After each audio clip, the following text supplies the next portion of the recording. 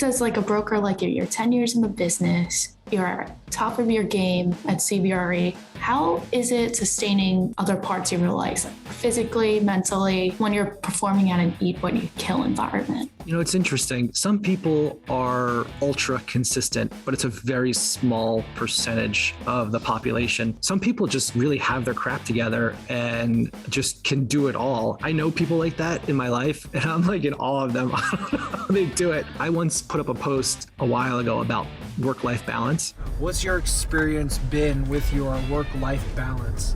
Have you been able to figure that out?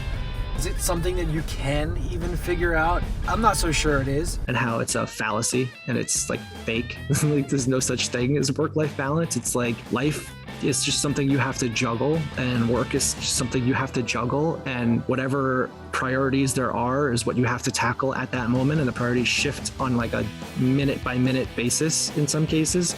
So I think that whole thing is just like an old school way of looking at life. Like you have to like balance this and you have to balance that. No, life is chaotic. I don't think I'm someone to be looked at as someone who has everything perfectly in order and like does everything right. Like that's not me. I'm like a hot mess sometimes. So, but that's okay. I embrace it and it is what it is. Like I'm trying to do something significant, both with my family, with my community, and with my work.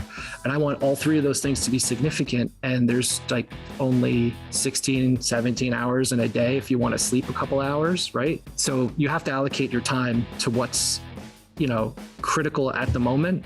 And having 3 kids and a wife and a dog and a full-time job like this, plus like, you know, stuff on the side, like different investments and things that I'm doing, it can get really, really challenging. And, you know, it's okay if it's kind of a hot mess. I don't mind it. I'm doing what I want to do. Yeah, embrace it. Yeah.